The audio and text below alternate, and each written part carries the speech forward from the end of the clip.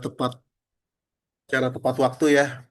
Kemarin juga sudah saya coba nilai semua apa UTS yang sudah dikumpulkan oleh teman-teman.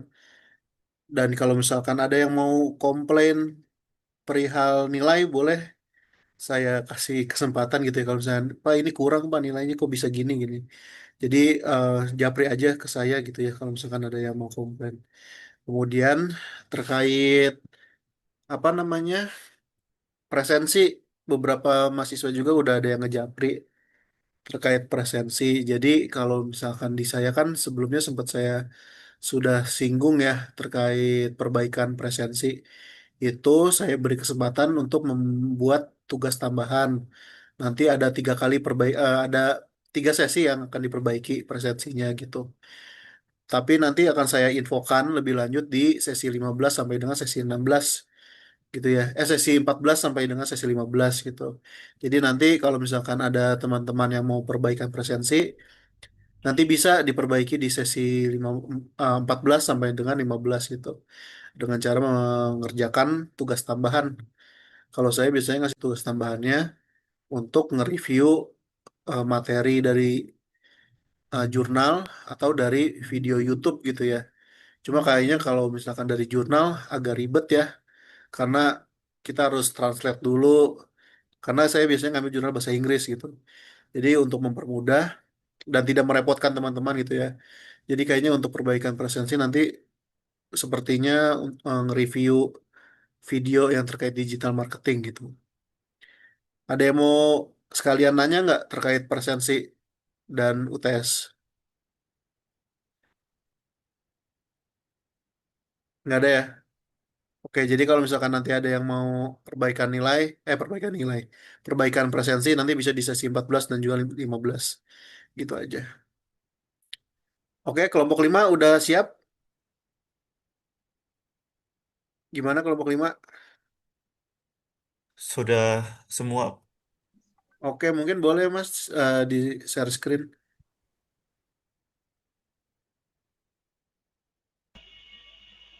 Izin share screen, Pak. Oke. Kelompok 5 ketuanya siapa ya?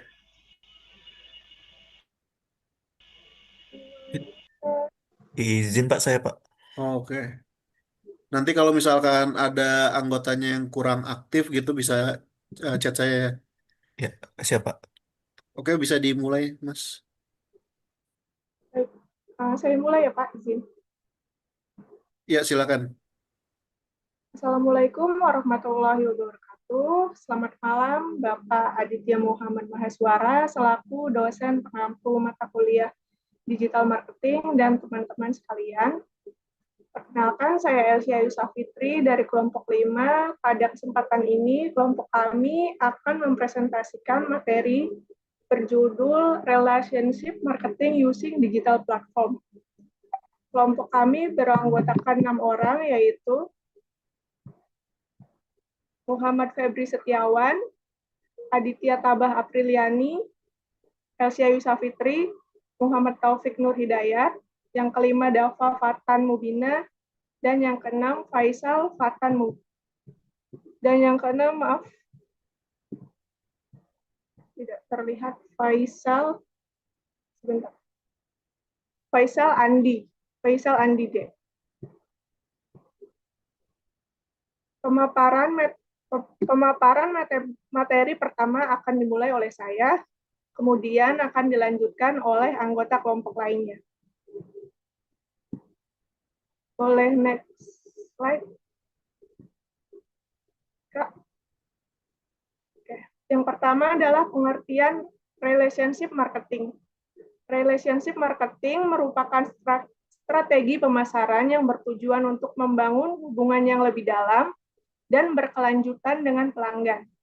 Dalam penerapannya melalui platform digital, strategi ini berfokus pada pembangunan hubungan jangka panjang antara brand dan pelanggan melalui interaksi yang konsisten dan bermakna. Di era digital, pelanggan tidak hanya berperan sebagai pembeli, tetapi juga terlibat aktif dalam proses interaksi, memberikan umpan balik, serta membentuk persepsi terhadap brand. Boleh next.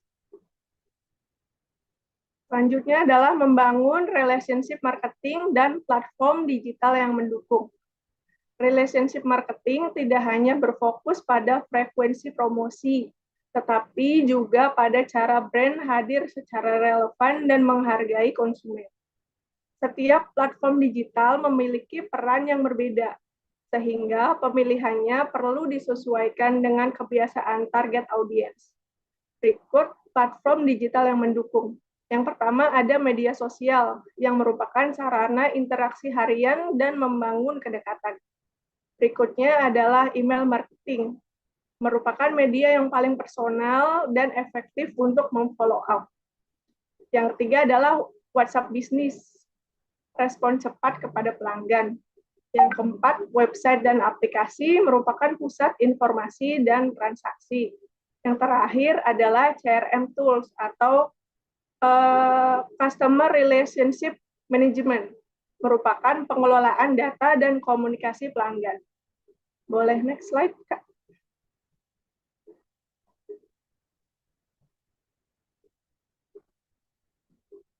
Berikutnya adalah penerapan dan dampak relationship marketing digital.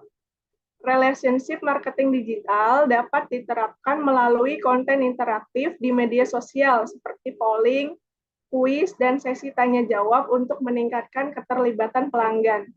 Penerapan strategi ini berdampak pada meningkatnya loyalitas pembelian ulang, efisiensi pemasaran, serta penguatan citra dan daya saing perusahaan. Baik, untuk selanjutnya dilanjutkan oleh rekan saya, rekan kami.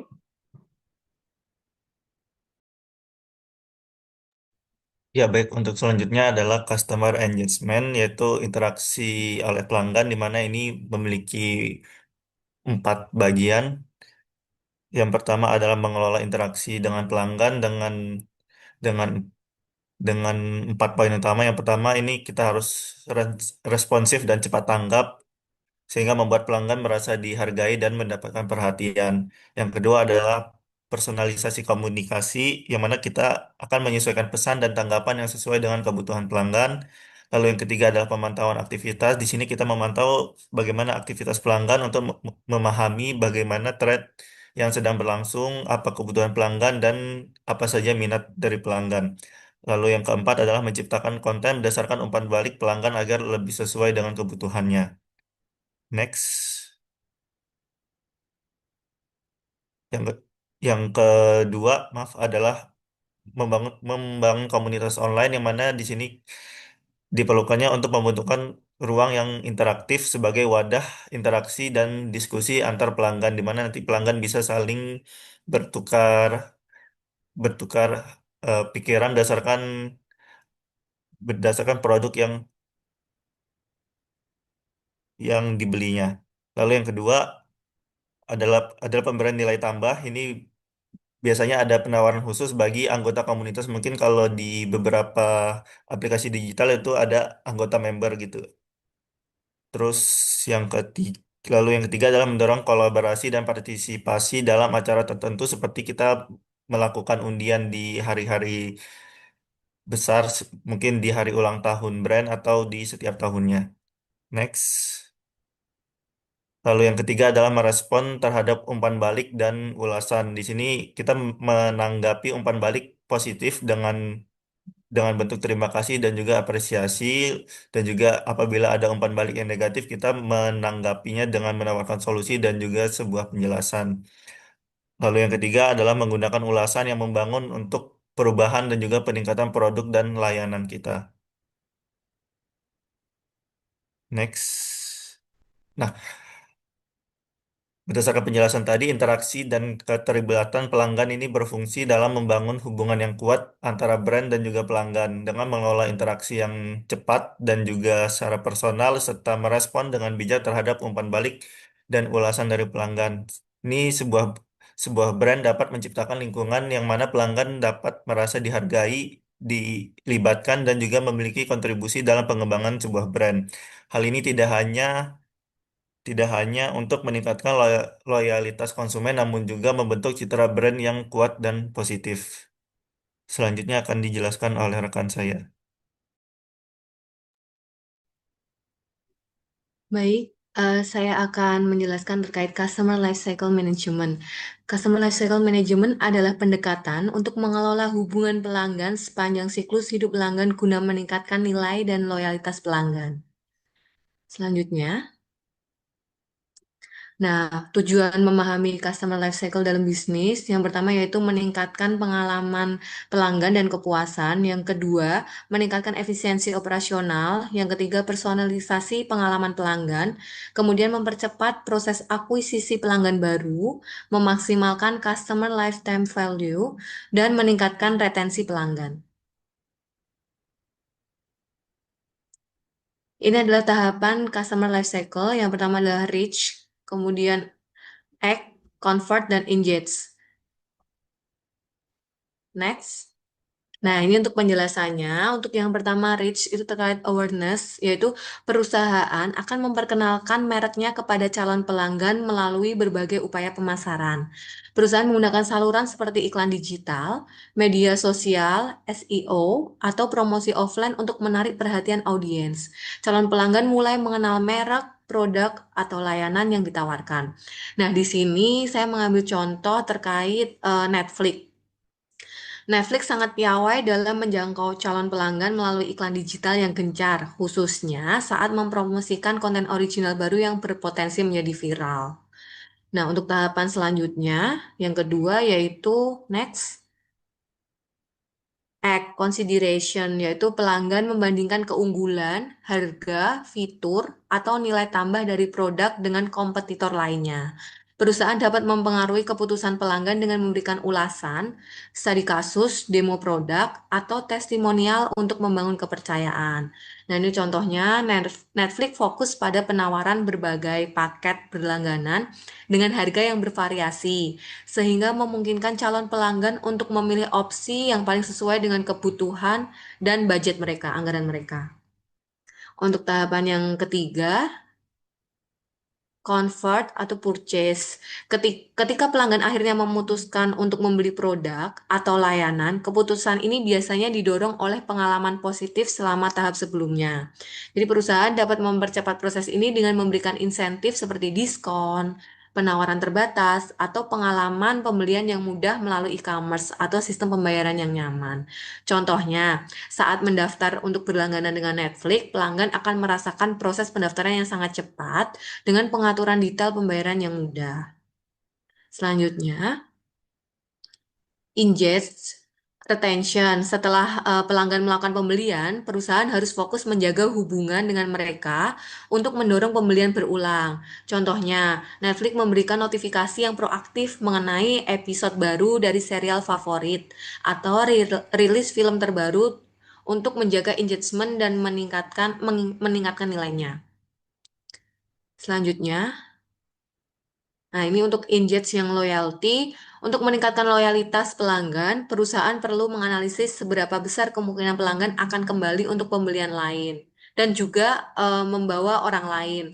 Yaitu contohnya upaya konsisten untuk menghadirkan produksi original pemenang penghargaan dan menjaga platform tetap intuitif serta bebas masalah. Netflix sukses membuat ikatan emosional dengan pelanggannya. Nah, selanjutnya,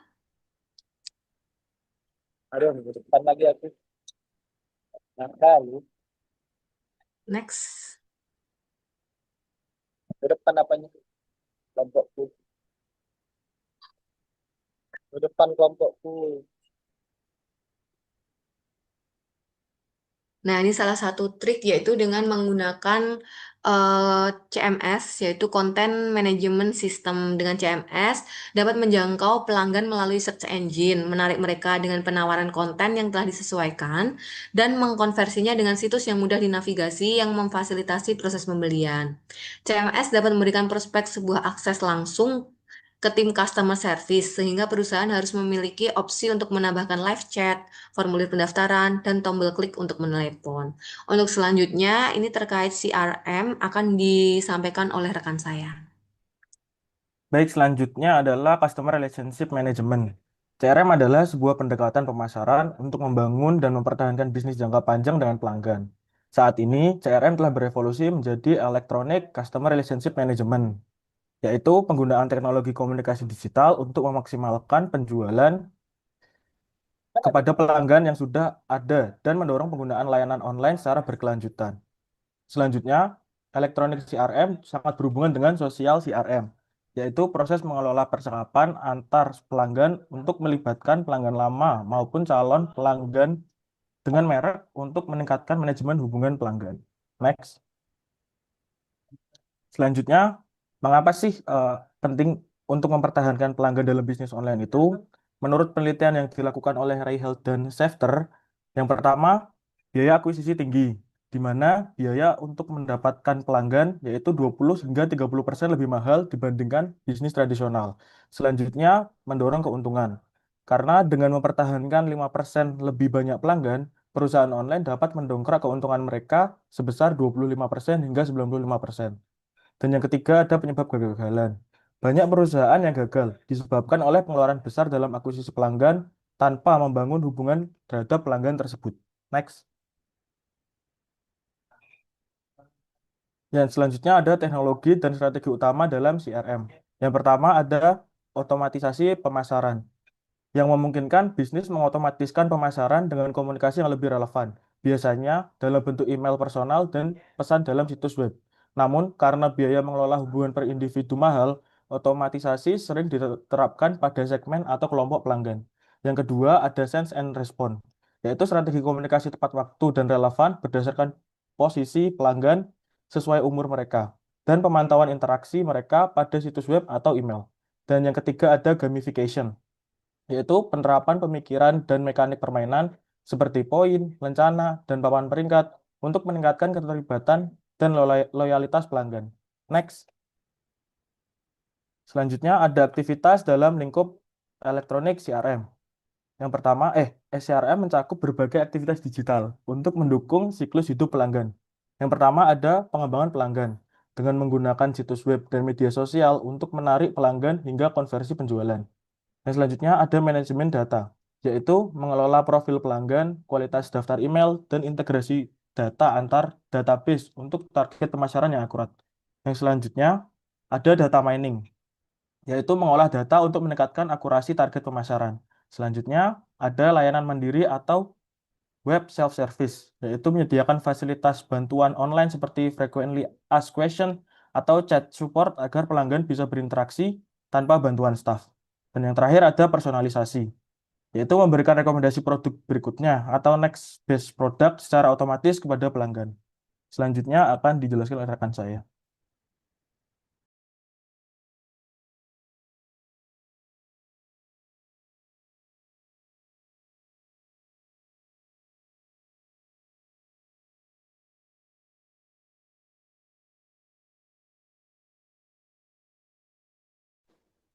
Oh, baik, boleh next. Selanjutnya adalah kita membahas tentang user experience design dalam relationship marketing digital. Dalam pemasaran digital modern ini, user experience bukan sekedar hanya tentang estetika tampilan antar muka saja, melainkan komponen strategis utama dalam membangun hubungan pelanggan jangka panjang atau relationship marketing. Keberhasilan strategi ECRM sangat bergantung pada kualitas pengalaman yang dirasakan pelanggan pada saat berinteraksi dengan merek secara online. User experience sendiri berperan penting dalam relationship marketing karena menentukan kualitas pengalaman digital pada saat berinteraksi dengan brand melalui platform digital. User experience yang baik sendiri membantu pelanggan merasa nyaman, mudah mengakses informasi, serta menjalani proses transaksi dengan lancar. Pengalaman pengguna yang positif tersebut mendukung terciptanya kepercayaan, meningkatnya keterlibatan, dan mendorong loyalitas pelanggan, sehingga dapat memperkuat hubungan jangka panjang antara brand dan pelanggan. Boleh next. Selanjutnya untuk elemen kuncinya dari user experience sendiri, di sini ada 3. Yang pertama atau personalisasi atau individualization. Berbeda dengan media tradisional yang menyiarkan pesan sama ke semua orang, melalui media digital memungkinkan personalisasi dengan biaya yang rendah. Penerapannya dalam menyelesaikan konten web atau email berdasarkan profil dan perilaku pengunjung. Hal ini juga dapat menciptakan relevansi yang lebih tinggi, yang merupakan kunci dalam membangun loyalitas. Yang kedua adalah usability atau kegunaan. Definisinya sendiri adalah sejauh mana produk itu dapat digunakan oleh pengguna tertentu untuk mencapai tujuan tertentu dengan efektivitas, efisiensi, dan kepuasan pelanggan. Dampaknya sendiri, menurut Jacob Nelson, jika situs itu sulit digunakan, navigasi membingungkan atau informasi yang sulit dibaca, pengguna akan pergi. Oleh karena itu, usability adalah syarat mutlak untuk kelangsungan hubungan pelanggan secara online. Yang terakhir adalah kualitas layanan online atau service quality, yang merupakan dinilai berdasarkan kesenjangan atau gap antara harapan pelanggan dan persepsi mereka terhadap pelayanan yang diterima. Dimensinya meliputi yang pertama reliability atau keandalan, yaitu kemampuan untuk melakukan layanan secara akurat dan terpercaya. Misalkan situs selalu bisa diakses kapanpun dan secara cepat. Kemudian yang kedua adalah responsiveness atau daya tangkapnya, yaitu kesediaan membantu pelanggan dan memberikan layanan yang cepat, misal fitur live chat atau balasan email dengan cepat. Yang ketiga, assurance atau jaminan, yaitu pengetahuan dan kesopanan yang menimbulkan kepercayaan. Misalnya keamanan data privasi dari pelanggan sangat dijaga oleh usernya. Yang terakhir adalah empati, yaitu perhatian individu yang peduli kepada pelanggan. Boleh next? Selanjutnya, strategi implementasinya sendiri, di sini saya bagi menjadi dua. Yang pertama, manajemen siklus hidup pelanggan. Yang pertama adalah akuisisi atau profesi nilai online yang harus jelas untuk menarik pengunjung yang baru, dengan mengubah pengunjung menjadi pelanggan dengan call to action atau CTA yang menonjol, dan proses checkout yang sederhana untuk menghindari pembatalan.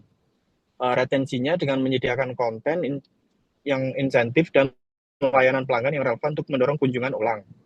Yang kedua adalah konversi, dan yang ketiga adalah retensi. Selanjutnya untuk online retail merchandising, yang pertama adalah face navigation, yaitu memungkinkan pengguna memfilter pencarian produk berdasarkan atribut tertentu, misalkan harga, merek, atau ukuran untuk menemukan produk dengan lebih cepat. Yang kedua adalah social proof, dengan menampilkan ulasan dan peringkat pelanggan untuk meningkatkan kepercayaan dan konversi. Dan yang terakhir adalah bundling dan recommendation, dengan cara menampilkan produk terkait, misalkan pelanggan yang membeli ini juga, seperti yang biasa kita temukan pada e-commerce untuk cross-selling. Next. Untuk selanjutnya akan dijelaskan oleh rekan saya. Baik, terima kasih waktunya. Di sini dari kelompok kami mengangkat studi kasus dari perusahaan Airbnb yang telah berhasil menggunakan relationship digital melalui platformnya. Nah, kunci keberhasilannya yaitu yang pertama, Airbnb menggunakan brand storytelling yang emosional, yang mengusung narasi belonging, yaitu perjalanan sebagai pengalaman hidup bersama budaya lokal, bukan sekedar aktivitas menginap. Kemudian yang kedua, memberikan konten visual yang autentik. Dari sini Airbnb memanfaatkan foto dan visual asli dari pengguna untuk menampilkan keunikan properti dan destinasi yang mereka punya. Kemudian yang ketiga yaitu adanya keterlibatan pengguna atau user engagement melalui fitur Airbnb Experience. Pengguna diajak berpartisipasi dalam aktivitas lokal yang khas. Yang keempat, personalisasi berbasis data. Di sini Airbnb menggunakan data perilaku pengguna untuk memberikan rekomendasi yang relevan, seperti pilihan penginapan dan pengalaman sesuai preferensi individu, sehingga meningkatkan kepuasan dan loyalitas pelanggan. Kemudian, yang terakhir, adanya respons sosial dan manajemen krisis. Contohnya pada masa pandemi COVID-19, Airbnb menunjukkan tanggung jawab sosial melalui kebijakan fleksibel, dukungan bagi tuan rumah, dan kontribusi kemanusiaan.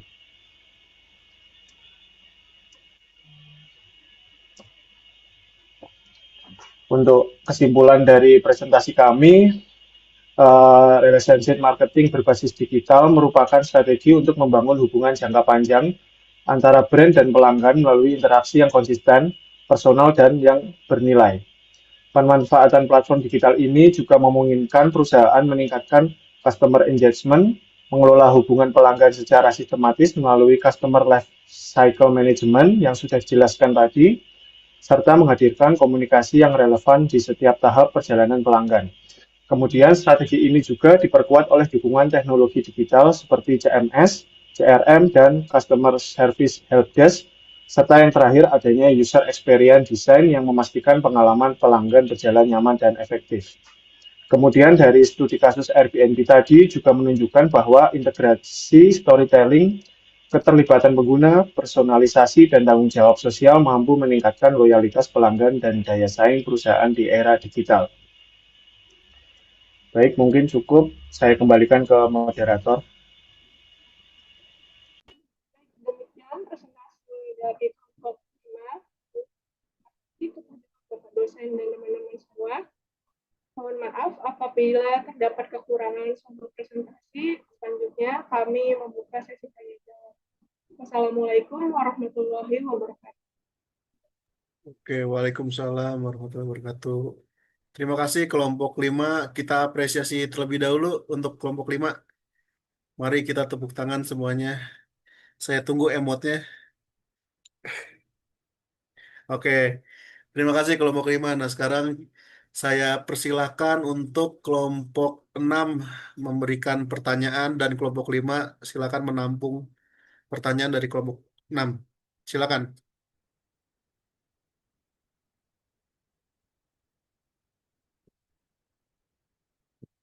Halo kelompok 6. Ya, Ya, silakan. izin Bapak dan kelompok 5. Perkenalkan saya Maria dari kelompok 6. Izin bertanya, ya, bagaimana perusahaan menghindari kesan yang terlalu agresif dalam membangun hubungan dengan pelanggan secara digital? Seperti itu. Ya, terima kasih. Oke, terima kasih Mbak Maria. Ditampung dulu untuk pertanyaannya. Ada lagi kelompok 6 yang ingin bertanya? Silakan kelompok 6. Mohon izin Bapak dan kelompok Ya, 5. silakan Mas. Saya Reski Nofrizal dari kelompok 6. Izin Ya. bertanya. Menurut kelompok 5, apakah relationship marketing selalu lebih efektif daripada promosi jangka pendek? Seperti itu. Terima kasih, Pak. Oke, Sama terima kelompok kasih 5. Mas. Ada lagi kelompok 6 yang mau bertanya?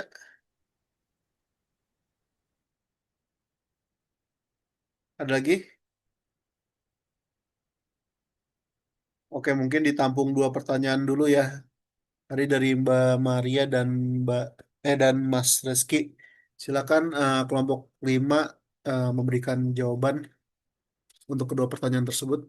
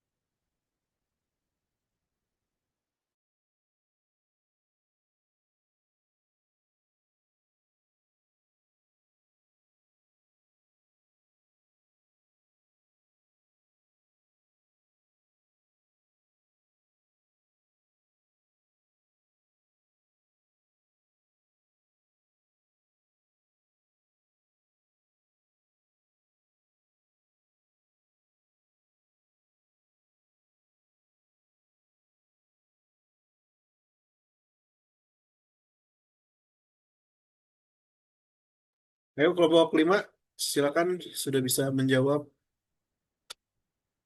Yang pertama, bagaimana agar tidak adanya agresivitas dari perusahaan terkait hubungan dengan customer.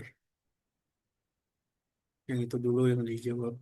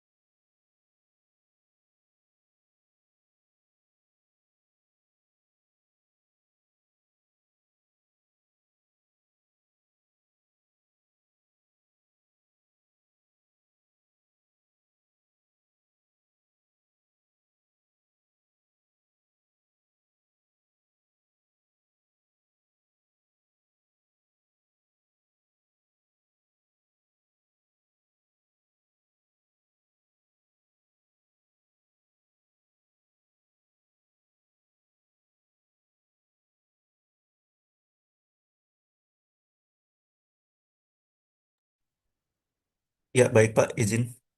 Ya, silakan Mas. Mau jawab nomor satu pertanyaan dari Kak Maria Dewi tentang bagaimana perusahaan menghindari kesan yang terlalu agresif dalam membangun hubungan dengan pelanggan secara digital. Nah, mungkin kalau dari pengalaman saya juga sebagai konsumen, mungkin kalau yang pertama kalau agresif itu kan dari sisi brand itu terlalu mendesak ya. Maksudnya terlalu menjawabnya terlalu ini komunikasi dari brandnya terlalu menekan pelanggan.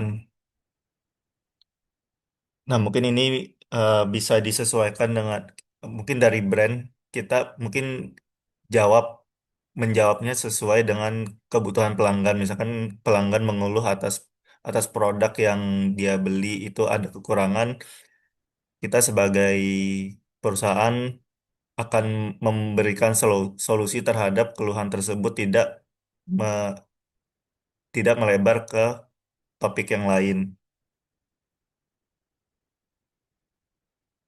Dan juga pastinya kita dalam membangun hubungan dengan pelanggan ada SOP yang sudah dibuatkan, yaitu kita harus ramah dan juga menggunakan tata bahasa yang sopan meskipun mungkin ada banyak jenis pelanggan yang di ada banyak jenis pelanggan yang mungkin ada pelanggan yang mungkin sopan juga, ada juga pelanggan yang mungkin ingin diburu-burui untuk diselesaikan. Nah, mungkin kita harus tekankan bahwa apapun sikap pelanggan ke kita, kita harus tetap jawab sesuai dengan SOP perusahaan dengan tata kata yang sopan dan santun. Dan juga yang terakhir mungkin kita harus mendengarkan umpan balik dari pelanggan supaya ini bisa membangun brand kita untuk ke depannya agar lebih baik lagi. Mungkin dari itu Pak jawaban dari saya. Oke, terima kasih Mas. Ada tanggapan dari Mbak Maria? Apa sudah cukup? Ya, sudah cukup, Bapak. Ya, terima kasih, Mas. Oke, terima kasih. Mungkin saya sedikit tambahkan ya. Jadi, memang kan untuk menjaga hubungan ataupun relationship dengan pelanggan itu kan sangat penting. Apalagi jika kita konteksnya dalam membangun usaha baru gitu ya. Pastikan kita harus mengutamakan keinginan pelanggan begitu. Cuma di sisi lain, kadang yang miss dari hubungan ini adalah ketika pelanggan dilayani dengan baik oleh brand tertentu, kadang pelanggan tuh kurang bijak gitu ya. Jadi banyak kasusnya kayak gitu. Jadi contoh simpelnya misalnya kayak misalnya di brand makanan gitu ya, di brand makanan itu di makanan itu mungkin kayak ada serangga gitu misalnya. Serangga ya let's say lalat gitu ya misalnya. Sebenarnya bagaimana sih cara menanggapi hal tersebut sebagai pelanggan lebih bijak itu ngomong langsung ke manajernya, Mas ini ada ininya tolong kualitasnya dijaga. Sekarang apa-apa diviralin masalahnya gitu loh, lagi di TikTok gitu ya. Jadi dampaknya apa? Bisa jadi yang melayani pada saat itu dipecat atau bahkan perusahaannya itu bisa gulung tikar gitu ya. Jadi dalam hubungan ini sebenarnya kita sebagai pelanggan juga harus bijak, si brandnya juga itu harus tetap memberikan servis yang terbaik begitu ya paling untuk menambahkan saja gitu. Oke, kurang lebih seperti itu Terima untuk kasih, Pak. ya siap sama-sama. Tadi selanjutnya tadi Mas Reski bisa diulang nggak Mas pertanyaannya apa Mas? Takutnya tadi lupa kelompok 5. Mungkin mengulangi kembali tadi Ya, pertanyaan saya, apakah relationship marketing yang selalu apa, menekankan untuk pelanggan itu agar bisa repeat order itu selalu lebih efektif daripada promosi jangka pendek oke. begitu. Oke, kelompok 5 bisa silakan menanggapi pertanyaan dari Mas Reski. Baik, izin menjawab ya Pak ya. Ya, silakan. Mbak. Ya, terkait pertanyaannya Mas Reski, apakah relationship marketing itu lebih efektif dibanding promosi jangka pendek ya Mas ya? Itu tergantung pada tujuan bisnisnya, kemudian jenis produk dan kondisi pasarnya Mas. sepengetahuan kami, kalau untuk promosi jangka pendek memang dia lebih efektif kalau dia digunakan untuk meningkatkan penjualan secara cepat, kemudian untuk peluncuran produk baru, menghabiskan stok, kemudian menarik pelanggan baru sebagai entry point. Itu memang lebih efektif. Tapi untuk relationship marketing ini dia lebih efektif saat dia itu membangun loyalitas pelanggan. Jadi hubungan jangka panjang akan membuat pelanggan tuh lebih setia dan melakukan pembelian yang berulang, bisa repurchase kayak gitu. Kemudian nilai pelanggan yang lebih tinggi, yang tadi customer lifetime value itu, jadi biaya mempertahankan pelanggan lama akan lebih rendah dibandingkan untuk menarik pelanggan baru. Terus kepercayaan dan kredibilitas merek, konsumen akan cenderung membeli dari merek yang mereka percaya. Jadi kalau suatu customer itu udah percaya, udah apa ya istilahnya kayak udah puas dengan satu brand, dia akan beli lagi, beli lagi, beli lagi.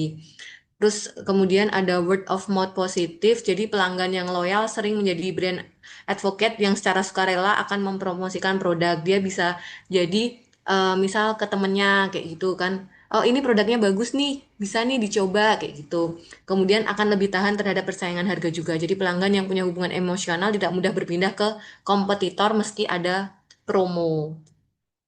Nah, itu kembali lagi tergantung tujuan bisnisnya itu untuk apa, seperti itu. Oke, terima kasih, Ya, Mbak. Ya, Mas Reski ada tanggapan? Menurut saya jawabannya sudah sangat bagus dan sangat menjawab. Terima Oke, kasih untuk Mbak Aditya. iya. Oke, terima kasih Mbak Aditya atas ya Pak. jawabannya yang komprehensif ya. Tadi ada sedikit yang mau bertanya lagi di kolom chat Mbak Rosa, silakan Mbak. Ini di kelompok 6 ya Mbak Rosa ya? Ya, benar Pak. Dari Iya, kelompok silakan Mbak.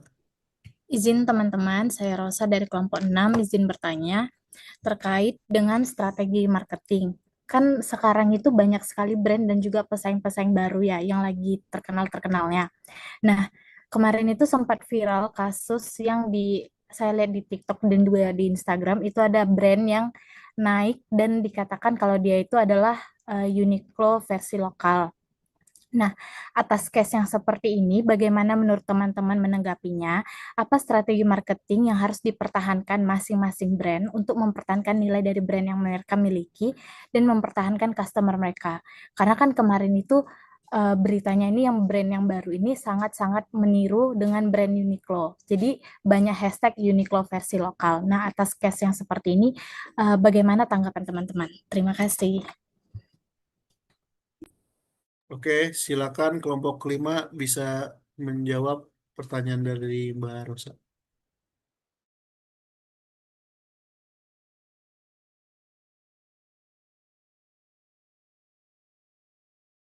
Berarti kurang lebih pertanyaannya gini ya Mbak, apa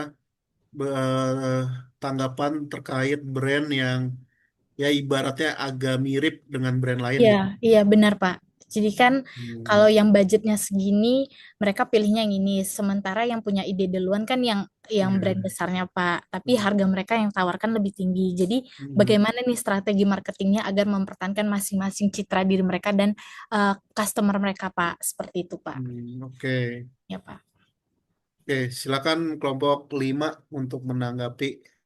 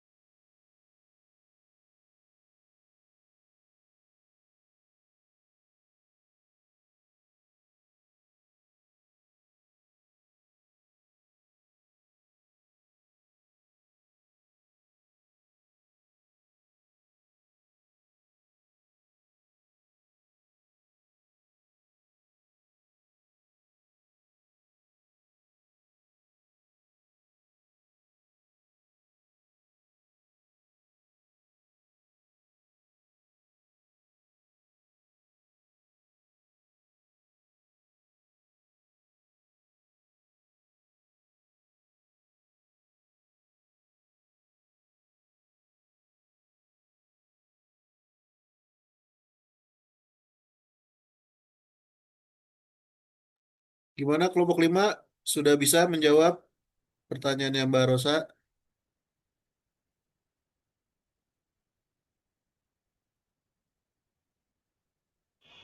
Izin Pak menjawab Pak. Silakan Mas. Untuk mempertahankan tadi kan brand Uniqlo yang asli sama Uniqlo Uniqloan ya Pak ya. Ya, Ya mungkin kan kalau untuk strategi marketingnya Uniqlo kan brandnya udah gede, jadi dari segi kualitas pun sudah terjamin kalau kualitas brandnya Uniqlo ini kan bagus. hmm, Nah, terus yang brand yang Uniqlo Uniqloan tadi itu kan dia emang mirip serupa, tapi kan dari segi kualitasnya juga sudah kelihatan. Mungkin dari keawetan bahannya juga pemakaiannya nanti untuk jangka panjangnya bagaimana. hmm, Nah, kemudian yang kedua, mungkin dari brand Uniqlo aslinya itu bisa lebih memberikan inovasi produk yang susah untuk diplagiarisme brand lokal itu. Dan kemudian dari sisi brandingnya juga, Uniqlo kan juga memiliki beberapa kerjasama dengan artis atau influencer. Mungkin untuk mempertahankan strateginya ya seperti itu. Kemudian untuk brand lokalnya kan mungkin hanya menjiplak-jiplak brandnya Uniqlo saja, Pak. Mungkin dari saya seperti itu, koreksi, Pak, kalau ada tambahan. Terima kasih. oke, terima kasih Mas. Dari Mbak Rosa, apakah ada tanggapan? Oke, lebih ke ini sih Pak. Berarti kalau brand besar itu dia lebih percaya diri ya Pak dengan dia meng-hire influencer-influencer terus juga kayak apa Pak tadi yang kualitas mempertahankan kualitasnya Pak bahannya ya. Iya, kurang lebih seperti itu, Mbak. Dapat dimengerti Pak. Oke, ini saya tadi sekalian nyari di IG ya, maksudnya yang mirip Uniqlo tuh Suko ya. Iya Pak, suka Pak. Oh, oke. Udah ada di mall-mall juga sih Pak. Ini punya Ramayana ya? Iya Pak, jadi Ramayana itu merubah diri mereka Pak dengan Oh, identitas gitu. baru gitu Pak. Ini dari logo juga mirip sebenarnya sih. Dari suasananya juga Pak, kalau Iya, kita masuk ke Suko tuh langsung kayak Uniqlo sih Pak. iya pakaiannya juga ini ya mirip-mirip gitu. Iya Pak, mirip Pak. Kayak Jadi, kemarin sempat terkenal sih Pak, hmm, waktu baru ini muncul. iya jadi ngepoin nih IG-nya. Iya. Ya, iya jadi kurang lebih kalau misalkan di Indonesia itu kan banyak ya brand-brand yang saling mirip gitu. Let's say tadi nih misalkan Suko sama Uniqlo gitu. Terus ada lagi kalau misalkan pernah dengar Naiso gitu ya. Naiso itu kan mirip Miniso gitu ya. Nah, sebenarnya untuk strategi marketingnya juga dari masing-masing brand yang mau itu yang udah gede ataupun yang udah kecil, mereka udah paham segmennya masing-masing gitu. Kalau misalkan dari yang misalkan Naiso, Naiso itu banyak banget di kabupaten. Jadi mereka tuh paham kalau misalkan pasar mereka tuh misalkan ibu-ibu, anak-anak, kaum menengah ke bawah gitu ya kasarnya gitu. Sedangkan kalau Miniso kan biasanya kita jumpai di mall gitu ya. Jadi mereka udah punya place sendiri gitu. Sedangkan kalau untuk Naiso tuh mereka masih strategi marketingnya tuh berupa kayak bagi-bagi flyer di jalanan misalnya. Nah, itu Naiso masih kayak gitu. Jadi masing-masing brand itu memiliki segmennya masing-masing. Jadi mereka paham betul pasarnya apa gitu. Jadi kurang lebih seperti itu. Untuk tambahan dari saya gitu Paham. ya. Terima kasih Pak, terima kasih teman-teman kelompok 5. Oke. Tadi kelompok 5 ini ada lagi yang mau tanya terakhir dari Mbak Yolanda. Ya, izin Pak, saya Iya, Yolanda silakan. dari kelompok 6 mau Oke. bertanya tadi kan ada tentang customer life cycle management ya Pak ya.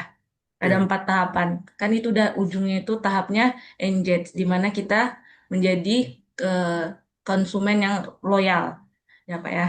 Saya mau bertanya, apabila kan kadang kita mendapatkan perlakuan yang kurang enak, meskipun kita udah jadi Hmm. pelanggan loyal, kita bisa pindah ke lain hati nih Pak. Jadi Iya, saya mau benar. bertanya kepada kelompok 5, menurut kelompok 5, apakah tahapannya itu harus melalui ke tahapan satu lagi, nge-reach ulang, atau bisa dilompat-lompat tahapannya untuk mendapatkan kita sebagai pelanggan loyal lagi gitu Pak. Kan kadang kita kan Hmm. tergantung nih berjalannya waktu, Iya. pelayanannya berkurang, jadi kita pindah ke lain hati seperti itu Pak. Terima kasih Oke, Pak, terima kasih kelompok 5. terima kasih Mbak. Ini menarik pertanyaannya. Silakan kelompok 5 untuk menanggapi.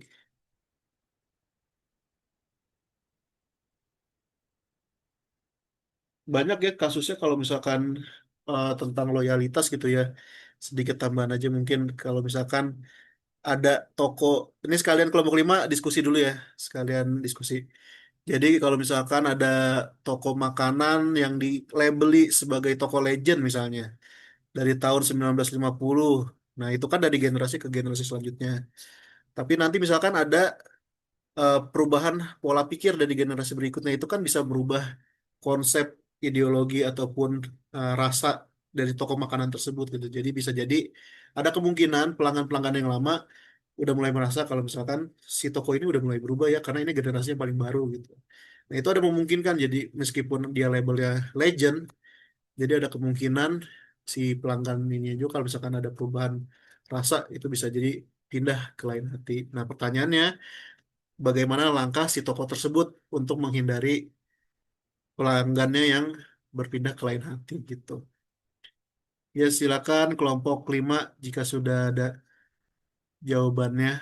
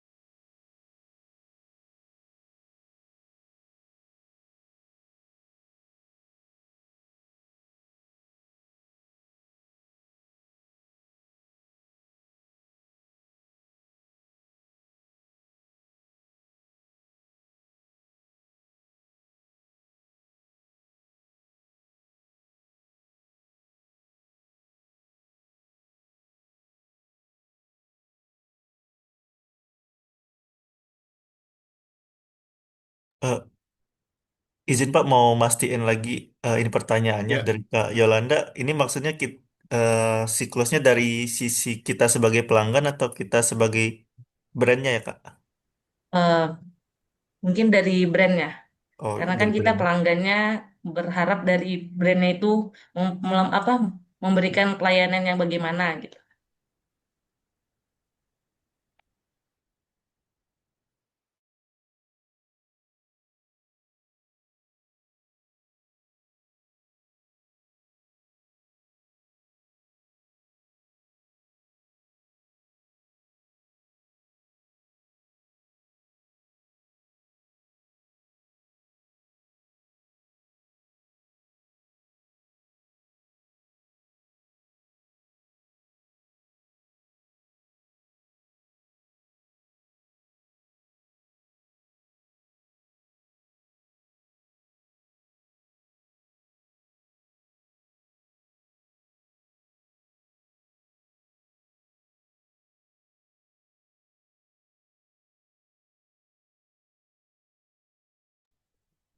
Izin Pak dan izin Kak Yolanda, mungkin saya akan menjawab eh, sepengetahuan kami ya Pak ya.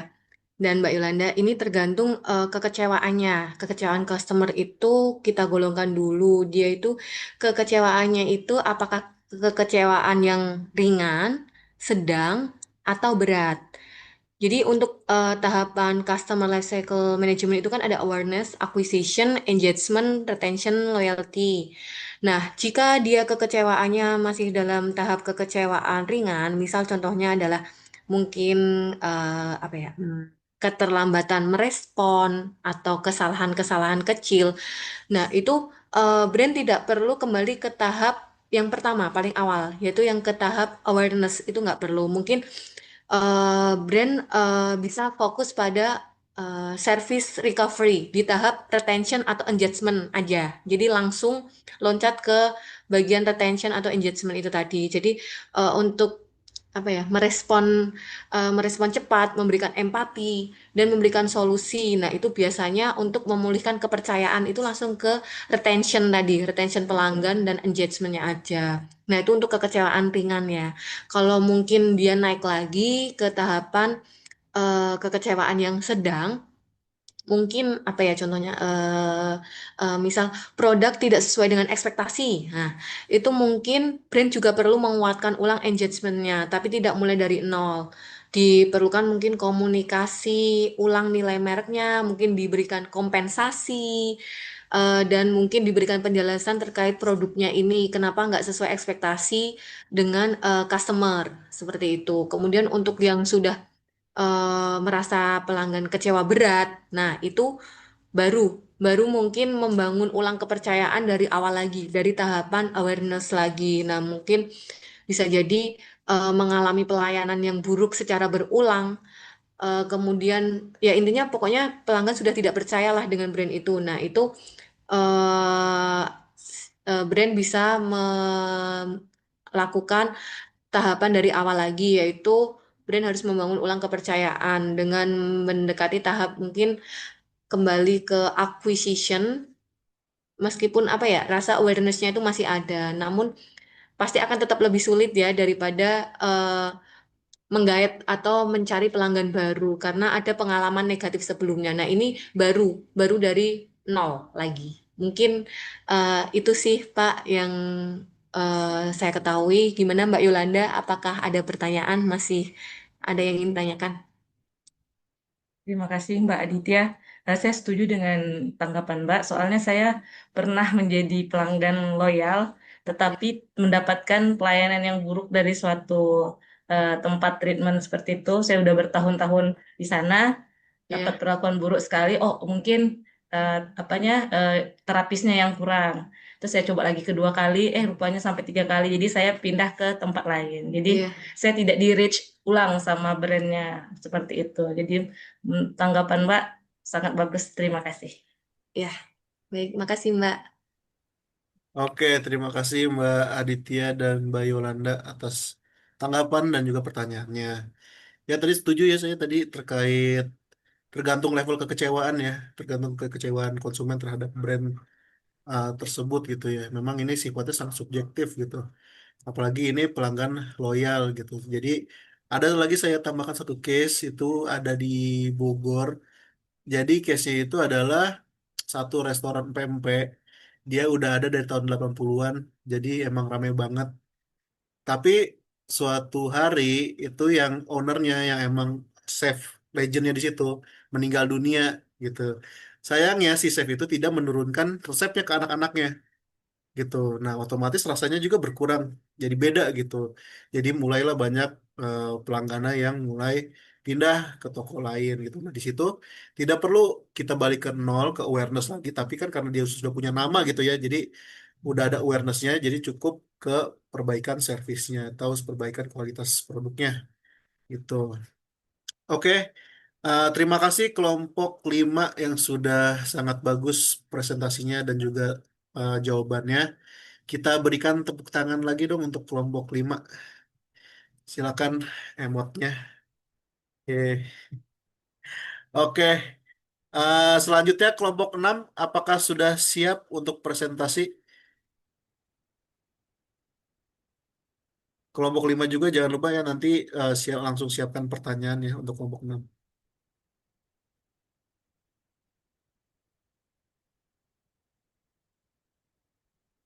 Kalau sudah siap kelompok 6 bisa langsung share screen saja ya.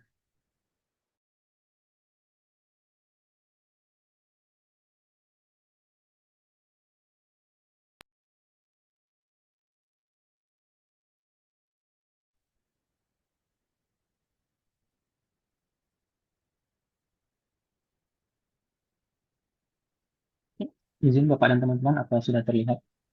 Sudah, sudah. Ya, ya, izin memulai Bapak dan rekan-rekan semuanya. Assalamualaikum warahmatullahi wabarakatuh. Selamat malam Bapak Aditya dan rekan-rekan semua. Perkenalkan kami dari kelompok 6 yang beranggotakan saya Maria Dewi, kemudian ada Mas Muhammad Yusril, ada Kak Yolanda Putri, ada Kak Rosa Maria, ada Kak Reski Nofrizal, ada Kak Hilmi Setio, dan Kak Sylvia Floren. Pada kesempatan ini kami akan mempresentasikan terkait dengan understanding social media. Selanjutnya. Sebagai pendahuluan, bahwasanya perkembangan teknologi digital mendorong munculnya media sosial sebagai bagian penting dalam digital marketing. Media sosial tidak hanya menjadi sarana sarana komunikasi, tetapi juga mempengaruhi perilaku sosial serta cara bisnis berinteraksi dengan konsumen. Selanjutnya, ya. Ya, oleh karena itu, pada kesempatan kali ini kelompok kami akan membahas di antaranya yaitu yang pertama, konsep dasar media sosial, yang kedua, media sosial dan dampaknya terhadap perubahan perilaku sosial, yang ketiga, channel-channel yang ada dalam media sosial, dan yang keempat yaitu strategi-strategi dalam media sosial. Selanjutnya, yang pertama yaitu konsep dasar media sosial. Media sosial dapat didefinisikan sebagai platform digital yang memungkinkan terjadinya interaksi, kolaborasi, serta pertukaran konten antar pengguna. Artinya, pengguna tidak hanya berperan sebagai penerima informasi, tetapi juga sebagai pencipta dan penyebar konten. Salah satu ciri utama media sosial adalah berbasis user generated content atau UGC.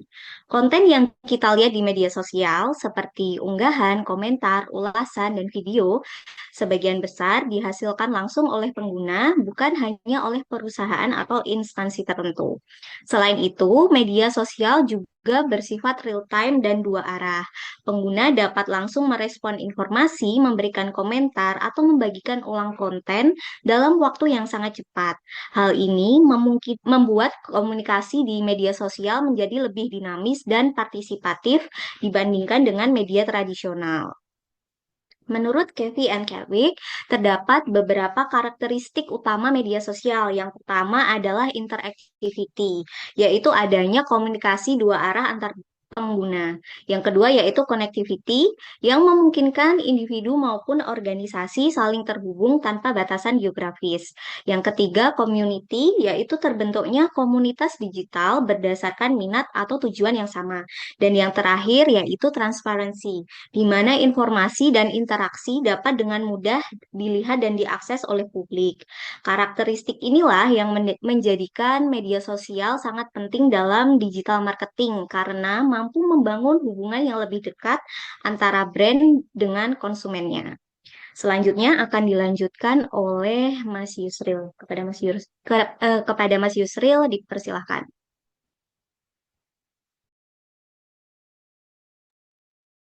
Oke, terima kasih Mbak Maria. Jadi yang selanjutnya adalah dampak media sosial terhadap perubahan perilaku sosial.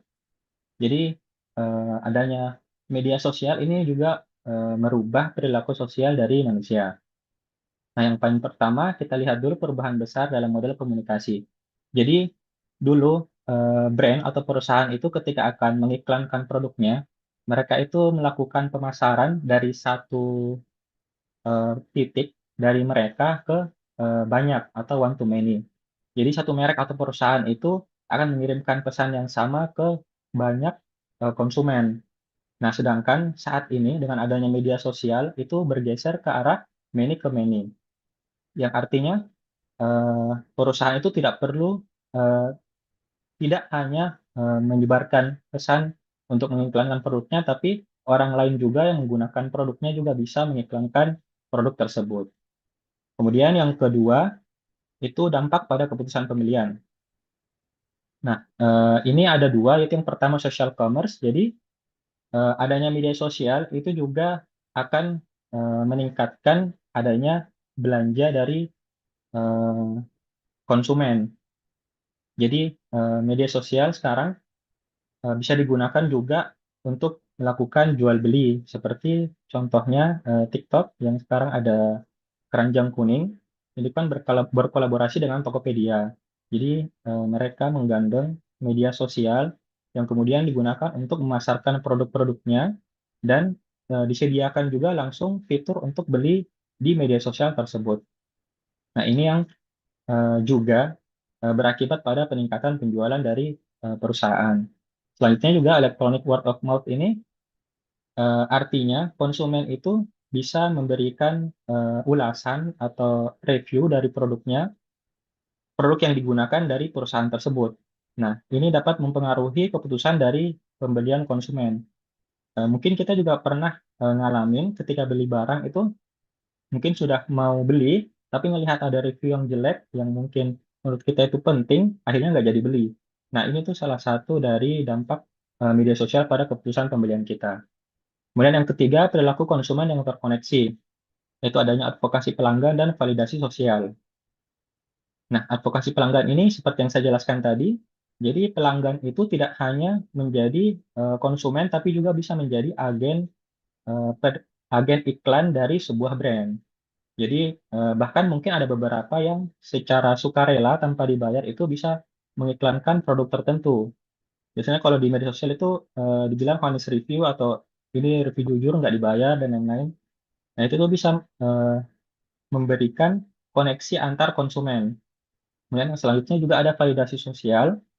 Nah ini kadang konsumen juga bisa memanfaatkan atau menggunakan brand tertentu itu untuk memberikan validasi sosial ke mereka dan ini juga akan berpengaruh dan bermanfaat bagi perusahaan. Oke, yang selanjutnya akan dilanjutkan oleh teman saya.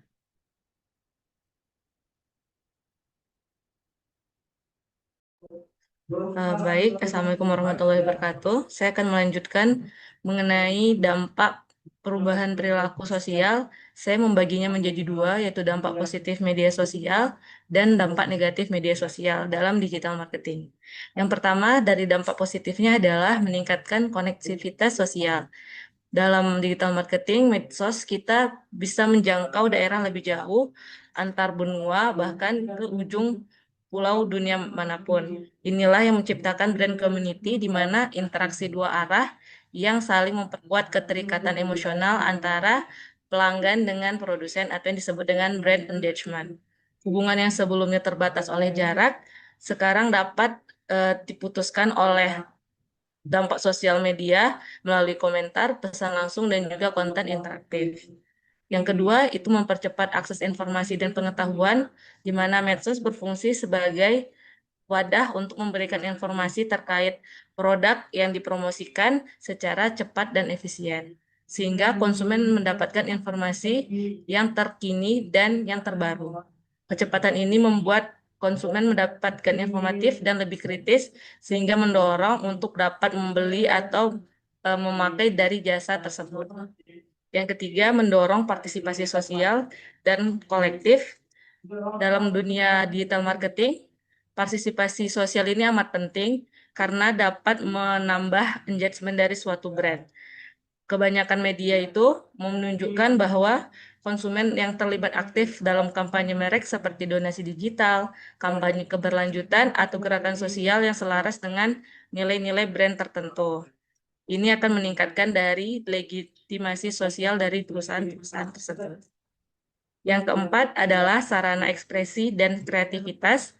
Medsos ini memberikan kita ruang untuk berkreasi melalui merek-merek dan seperti kolaborasi dengan brand-brand, melalui konten kreatif, challenge, atau personalisasi melalui konten creator atau influencer.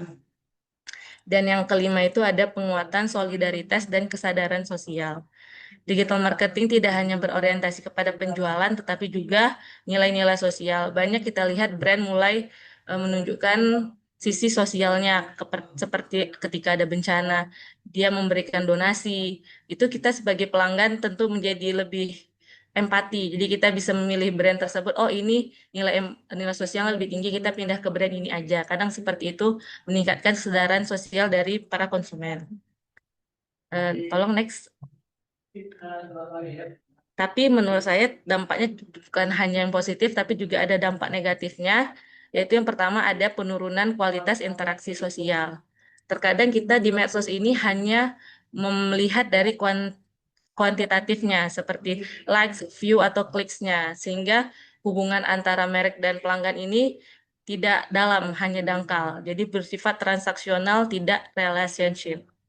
Terus yang kedua, meningkatkan perilaku individualistis, di mana kita menciptakan pencitraan diri dan status sosial yang mendorong perilaku individual lebih tinggi pada konsumen. Seperti kita lihat di medsos, branding-brandingnya itu terlalu tinggi dan citra ideal yang kadang tidak sesuai dengan realitas.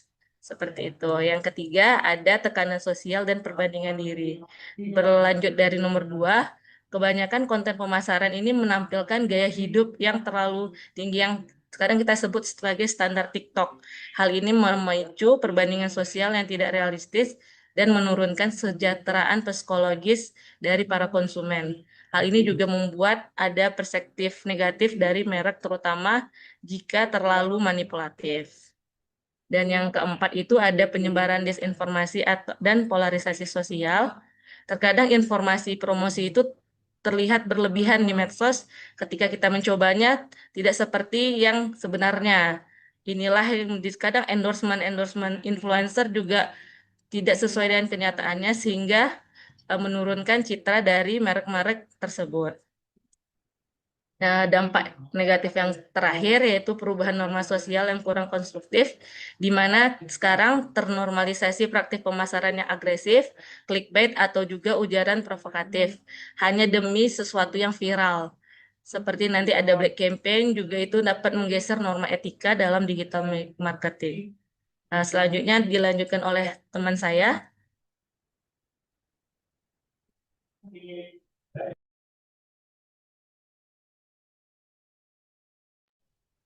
Baik, di sini saya akan menjelaskan tentang channel-channel dalam sosial media. Seperti kita ketahui bahwa dalam sosial media sekarang banyak sekali channel-channelnya dan di sini saya memberikan beberapa. Yang pertama adalah WhatsApp. Nah, fitur terbaru dari WhatsApp ini adalah adanya channel bisa kita lihat di WhatsApp kita masing-masing yang mana memungkinkan tokoh publik, organisasi atau instansi ini untuk mengirimkan informasi ke pengikut. Sifatnya ini satu arah dan privasi, yang mana artinya nomor telepon pengikut ini tidak terlihat oleh admin atau pengikut lainnya. Next. Kemudian yang kedua Telegram, salah satu pelopor fitur kanal yang dalam skala besar. Jadi awalnya itu Telegram ini yang seperti channel, kemudian sosial media lain itu mengikut dengan Telegram. Makanya dia disebut pelopor fitur kanal dalam skala besar. Sifatnya ini bisa menampung pengikut dalam jumlah yang tak terbatas. Kegunaannya ini sering digunakan untuk penyebaran berita, berbagi file, atau pengumuman komunitas-komunitas. Kemudian yang ketiga Instagram atau broadcast channel. Di sini biasa disebut juga dengan saluran siaran yang memudahkan influencer-influencer itu berbagi aktivitas mereka, pesan, teks, foto, video yang menarik para followersnya untuk mengikuti kehidupan mereka atau menarik jumlah influence mereka. Kemudian interaksinya ini pengikut ini hanya bisa bereaksi dengan emoji atau memilih dalam polling. Next. Kemudian ada YouTube atau YouTube channel. Dalam konteks YouTube ini, channel ini merujuk pada profil atau akun utama seseorang, tempat mereka mengunggah konten video. Fitur-fiturnya ada juga community tab yang fungsinya ini mirip seperti kanal informasi di media sosial lainnya. Kemudian ada Discord, lebih digunakan untuk anak-anak kuliah atau para pekerja yang berbagi informasi hanya di seputaran mereka saja. Nah, Discord ini tuh lebih terkenal dalam merujuk kepada terorganisir atau di dalam sebuah server. Sifatnya ini text channel untuk berbagi teks, kemudian voice channel untuk berbagi suara dan video, kemudian announcement channel untuk memberikan pengumuman. Kemudian ada Slack, ini biasa di lingkup kerja atau profesional, dia ini membagi percakapan berdasarkan topik atau hashtag-hashtag tertentu, misal hashtag proyek, hashtag marketing, hashtag umum, dan sebagainya. Slide selanjutnya akan dijelaskan oleh teman saya. Baik, terima kasih Mbak Rosa. Selanjutnya yaitu klasifikasi channel media sosial. Jika dilihat dari fungsinya, channel media sosial sebenarnya dapat diklasifikasikan ke dalam beberapa kategori utama. Yang kategori pertama adalah broadcast channel seperti WhatsApp channel, Instagram broadcast, dan Telegram channel. Channel ini bersifat satu arah dan digunakan untuk menyampaikan informasi secara cepat dan terkontrol, misalnya pengumuman, promo, atau update resmi. Kategori kedua adalah content channel, contohnya YouTube. Pada channel ini, Fokus utama bukan hanya menyampaikan informasi, tetapi juga membangun engagement jangka panjang melalui konten, terutama video. Yang ketiga adalah community channel seperti Discord dan Slack. Channel ini memungkinkan interaksi dua arah dan biasanya digunakan untuk membangun komunitas, untuk berdiskusi ataupun kolaborasi yang lebih intens. Next. Peran channel media sosial dalam digital marketing. Dalam konteks digital marketing, channel media sosial tidak hanya berfungsi sebagai media komunikasi, tapi juga sebagai alat strategis pemasaran. Channel media sosial berperan sebagai sarana penyebaran informasi dan promosi yang cepat, sekaligus membantu brand membangun engagement dan loyalitas audiens. Selain itu, media sosial memungkinkan terjadinya komunikasi langsung antara brand dan konsumen, baik dalam bentuk respons, interaksi, maupun umpan balik. Kemudian yang terakhir, mendukung brand awareness dan customer relationship, karena brand dapat hadir secara konsisten di kehidupan digital konsumen. Next. Contoh implementasi channel media sosial dalam digital marketing. Dalam praktiknya, setiap channel media sosial digunakan dengan cara yang berbeda. Contohnya untuk WhatsApp channel dan Instagram broadcast channel, itu biasanya dimanfaatkan oleh brand untuk menyampaikan informasi resmi seperti pengumuman atau update produk secara cepat dan satu arah. Next. Kemudian untuk Telegram channel sering digunakan untuk distribusi informasi dalam skala besar seperti berita, edukasi, atau pengumuman komunitas karena mampu menampung pengikut dalam jumlah yang sangat banyak serta dapat memberikan informasi atau file dengan data yang besar. Next. YouTube channel yaitu digunakan untuk membangun storytelling, edukasi produk, dan citra brand melalui konten video dengan interaksi yang terjadi melalui like, komentar, dan fitur community tab, seperti yang telah dijelaskan tadi. Next. Kemudian terakhir, Discord dan Slack itu digunakan untuk membangun komunitas dan komunikasi dua arah, baik untuk komunitas publik maupun lingkungan profesional, seperti Slack yang biasanya digunakan di lingkungan profesional. Next.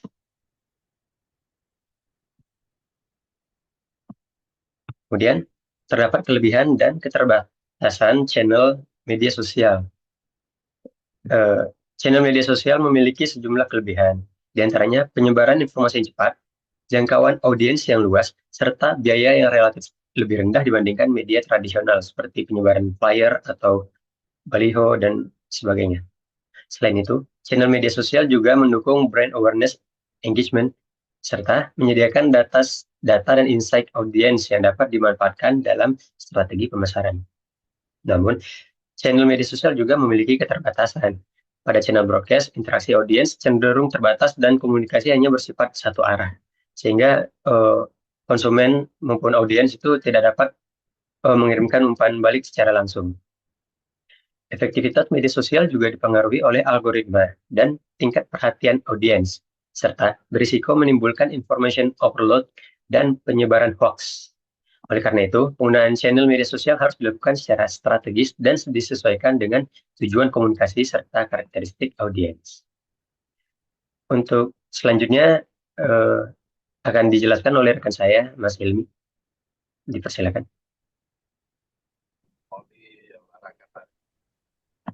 Boleh next. Boleh jalan polinya Bu ini.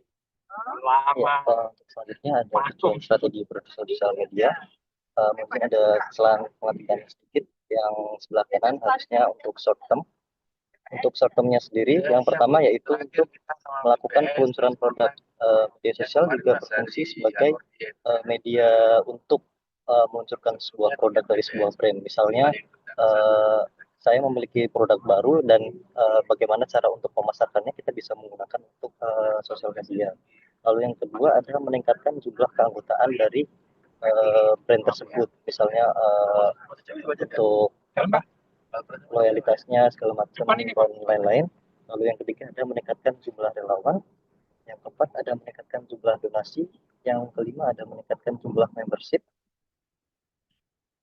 dan yang terakhir ada untuk promosi acara kegiatan dari brand tersebut. Lalu untuk long term tujuan strategi media sosial, yaitu yang pertama, dukung tujuan bisnis jangka panjang dari suatu brand. Lalu yang kedua, fokus pada manajemen hubungan pelanggan jangka panjang. Yang ketiga, bangun reputasi merek positif dari waktu ke waktu. Yang keempat, memposisikan bisnis sebagai pemimpin industri dari waktu ke waktu. Dan yang terakhir adalah fokus pada kegiatan media sosial sehari-hari menjadi organisasi. Selanjutnya akan dijelaskan oleh rekan saya.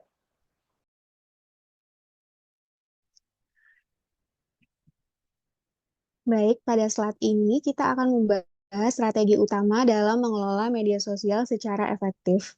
Yang pertama adalah kita tentukan dahulu target audiensnya. Dalam digital marketing, kita nggak bisa menyasar semua orang. Oleh karena itu, penting untuk memahami siapa audiens kita, mulai dari usia, minat, perilaku digital, hingga kebutuhan mereka itu apa. Dengan target audiens yang jelas, pesan yang disampaikan akan lebih relevan dan tepat sasaran. Yang kedua adalah memilih platform yang tepat. Pada slide sebelumnya, setiap media sosial memiliki karakteristik dan jenis pengguna yang berbeda. Instagram, TikTok, atau itu lebih efektif untuk konten visual dan generasi muda. Sementara kalau Facebook dan LinkedIn lebih cocok untuk segmen tertentu atau kebutuhan profesional. Pemilihan platform yang tepat akan membuat strategi pemasarannya itu menjadi lebih efisien. Selanjutnya adalah membuat konten yang menarik. Konten merupakan inti dari media sosial. Konten yang menarik nggak hanya informatif, tapi juga kreatif, konsisten dengan identitas brandnya, serta mampu memancing interaksi audiens. Konten yang baik akan meningkatkan engagement dan memperkuat brand awareness. Kemudian yaitu membangun komunikasi yang aktif. Media sosial sifatnya itu dua arah, sehingga brand perlu aktif untuk merespon komentar, pesan, dan feedback dari audiensnya. Interaksi yang baik akan membangun kepercayaan, loyalitas, dan hubungan jangka panjang dengan konsumennya.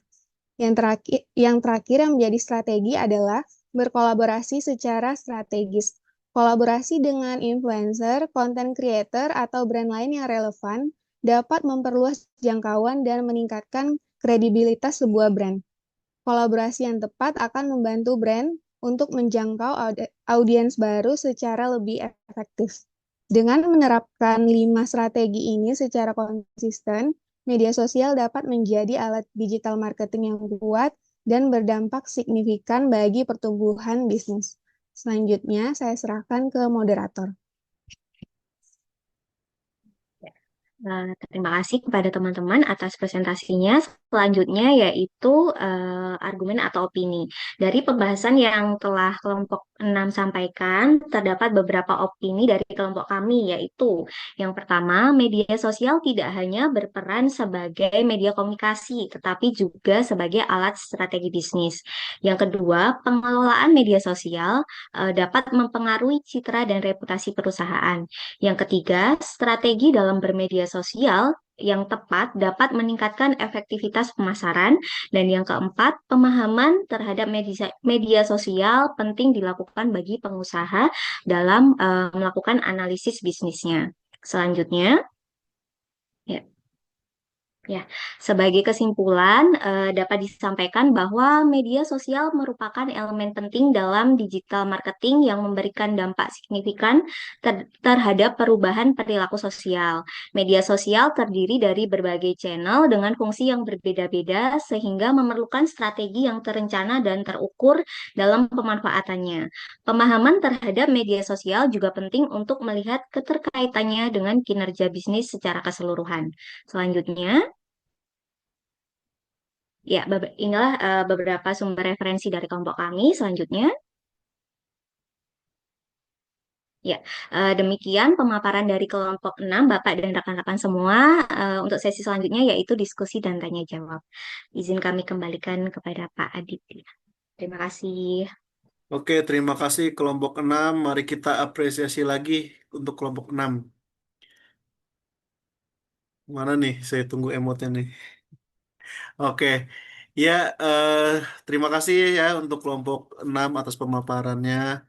Sekarang waktunya untuk kelompok 5 untuk bertanya kepada kelompok 6. Silakan.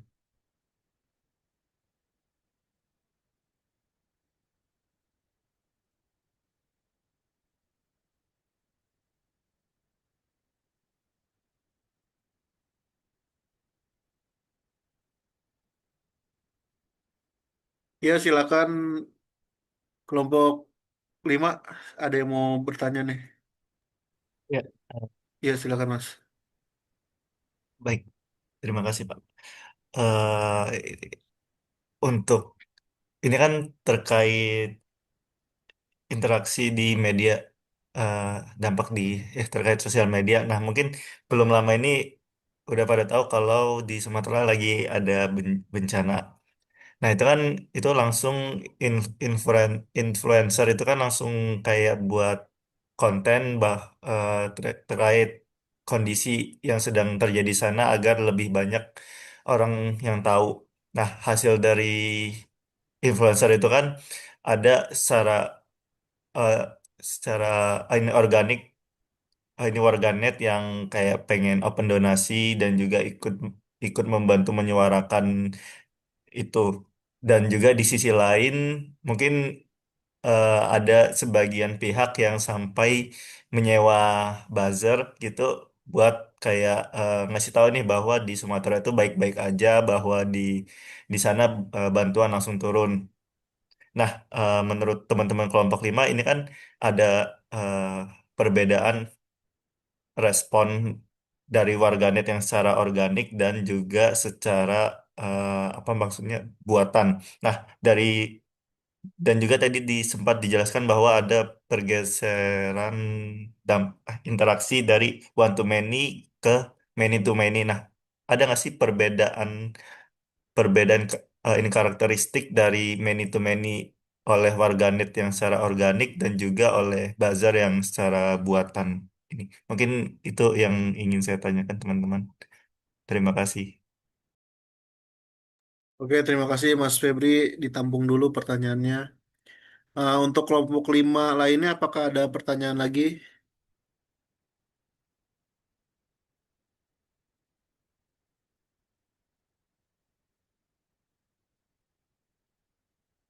Ada pertanyaan lagi dari kelompok 5?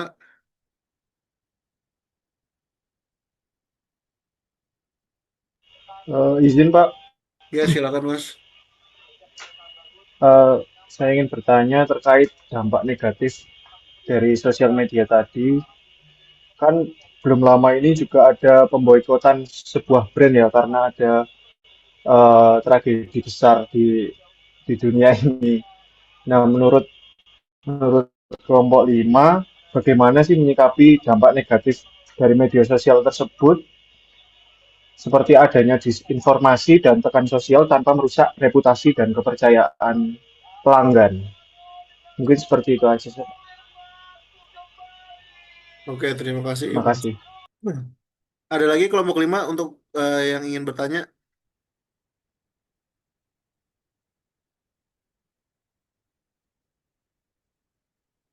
Oke, kalau nggak ada mungkin bisa kelompok 6 silakan dijawab pertanyaan pertama dan juga yang kedua.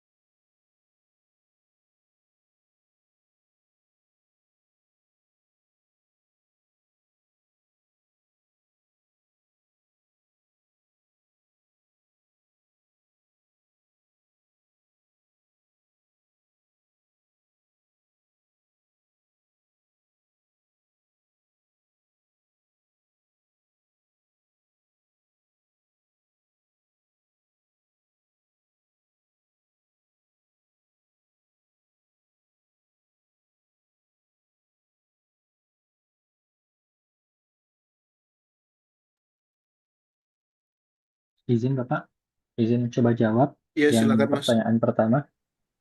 Ya, Izin Mas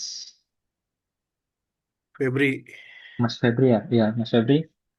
eh, Mungkin tadi kaitannya dengan eh, pergeseran dari medsos dari one to many ke many to many. Jadi kan mungkin yang sebelumnya karena eh, kalau misalnya ada informasi atau pemasaran dari sebuah brand, eh, sebelumnya kan berpusat dari perusahaan ke banyak orang. Sekarang kan mulai beralih dari many ke many. Jadi masing-masing konsumen atau masing-masing orang bisa memasarkan produk yang mungkin dia tidak terafiliasi dengannya. Nah, eh, karakteristiknya mungkin eh, sependek pengetahuan saya ya, itu mungkin kita bisa melihat dari orangnya, orang yang nge-review atau orang yang mengiklankan produk tertentu, produk tersebut.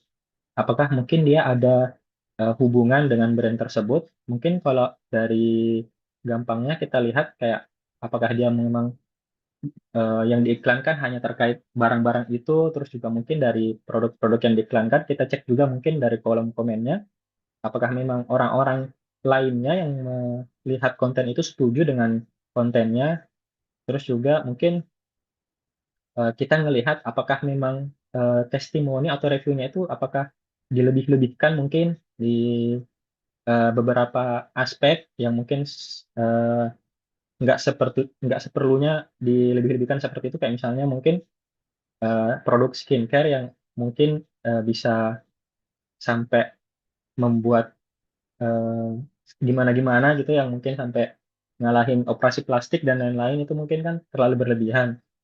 Nah, mungkin kurang lebih seperti itu sih kalau menurut saya, Mas. Jadi mungkin karena itu beralih dari brand ke orang pribadi, jadi kita ngelihat track record dari orangnya. Kita ngelihat apakah dia ada keterkaitan dengan orang tertentu, terus juga kita ngelihat dari kolom-kolom komennya, apakah memang orang-orang setuju dengan testimoni dari orang tersebut. Mungkin itu sih.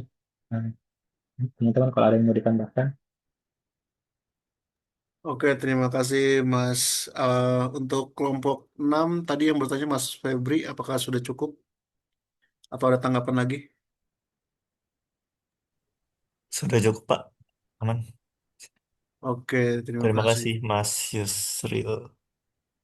Ya, selanjutnya untuk kelompok 5 bisa menjawab pertanyaan yang kedua ya. Izin menjawab, Pak. Iya, silahkan. Mungkin kalau dari brand yang diboykot, menurut pendapat saya, mungkin yang bisa dilakukan atau cara menyikapinya dari brand ini ya Pak, ya, tadi pertanyaannya Pak ya. Ya, Itu yang pertama mungkin kita pasti kalau kita salah, kita harus mengakui kesalahan tersebut ya Pak. Jadi kita harus mendapatkan melakukan pengakuan secara terbuka mengenai isu yang ada. Jadi kita harus mengembalikan kepercayaan pelanggan apakah informasi yang diberikan itu sesuai dengan fakta.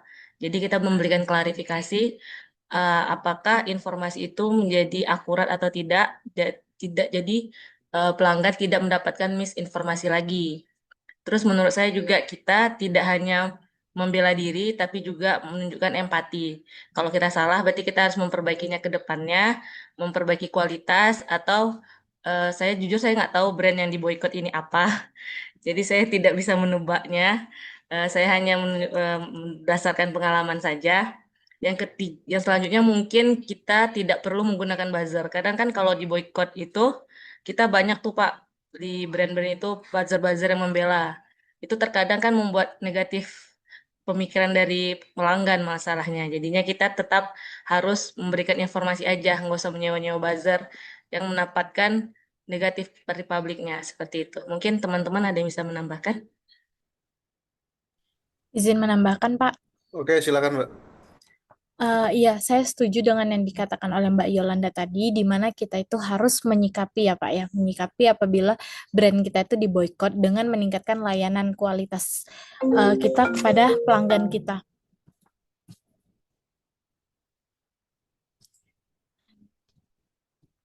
Maaf Pak, ke distract sebentar Pak. Kemudian setelah dari itu kita juga harus mengambil langkah nyata yang mana kita itu merespon dengan menghadapkan diri kita bahwa sebenarnya meskipun kita salah tapi kita tuh harus tetap meningkatkan layanan dari diri kita sendiri. Kemudian satu yang mau saya tambahkan Pak, ketika kita yang memboikot atau misalnya ada brand yang diboikot, sebut saja kemarin itu Starbucks ya Pak, yang lagi rame-ramenya. Nah, kita tuh harus memperhatikan juga dari perekonomian Pak. Bagaimana jika diboikot, berarti kan Starbucks ini otomatis memutus kerja atau mem-PHK karyawan-karyawannya karena mereka sudah eh, untungnya sudah sangat rendah nih Pak, udah rugi lah istilahnya. Nah, kita kan sebagai sebagai customer atau sebagai manusia yang banyak salah juga kan Pak harus melihat nggak seharusnya sih kita tuh terlalu memboikot suatu brand karena kesalahan dia. Harus melihat juga dari sistem perekonomian dengan karyawan-karyawan yang dipecat seperti itu Pak. Jadi di antara brand tersebut harus mengakui kesalahannya, brand tersebut harus meningkatkan kualitas pelayanan mereka yang baru atau menciptakan strategi baru untuk mempertahankan diri mereka. Kita juga dari pihak customer harus lebih memperhatikan sisi perekonomiannya Pak. Menurut saya seperti itu Pak. Terima kasih. Oke, terima kasih Mbak. Gimana tadi Mas untuk pertanyaannya? Apakah ada tanggapan lagi? Sorry untuk jawabannya. Sudah cukup jelas Pak, apalagi ditambahi dari jawaban Mbak Rosa tadi, sangat jelas. Terima kasih.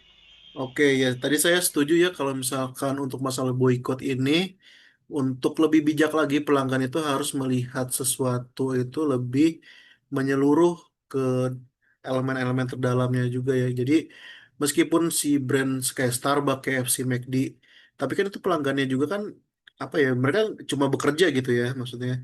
Kita juga harus tahu kalau mereka di balik itu semua tuh ada orang-orang yang masih butuh pekerjaan gitu. Jadi tadi setuju saya tadi dari opininya Mbak Rosa. Tadi ada lagi ya sedikit pertanyaan nih dari Mbak Aditya, silakan boleh kalau mau bertanya. Ya, baik, terima kasih Pak. Izin kelompok 6 tadi di slide dampak terhadap perubahan perilaku sosial itu di poin 2 ada IWOM ya, Electronic Word of Mouth.